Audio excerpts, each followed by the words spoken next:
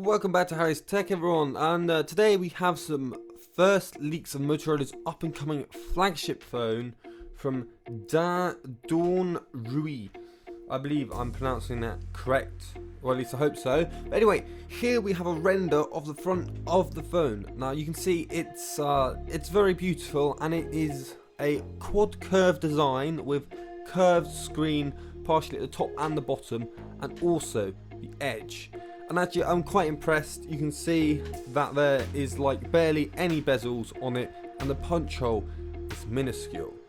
The next here we have a side-on picture. You can see that the corners are uplifted and the side is curved. And now moving on to a kind of design, we have the back of the phone. Now the back will have a rectangular camera bump in the middle, like the Moto One Zoom did.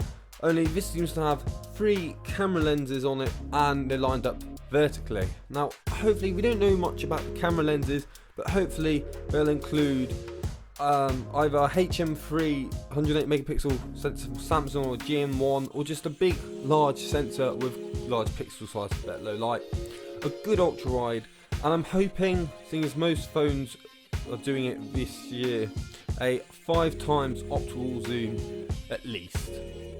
And now we have a render image of the front, well, schematic of the front, and you can see the power buttons on the side, the volume rocker, and the up and down, and finally the bottom.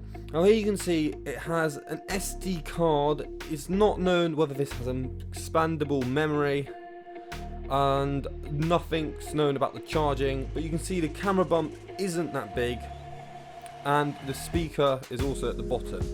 Now there's no pictures of the top, so you don't know if it has a headphone jack or not, but more than likely the speakers will be tuned by Waves Audio like they were last year, which was absolutely great, and they produced some of the best speaker quality on a flagship. Anyway, I hope you enjoyed this video. Please do leave a like, stay around for more content, and I'll see you in the next one.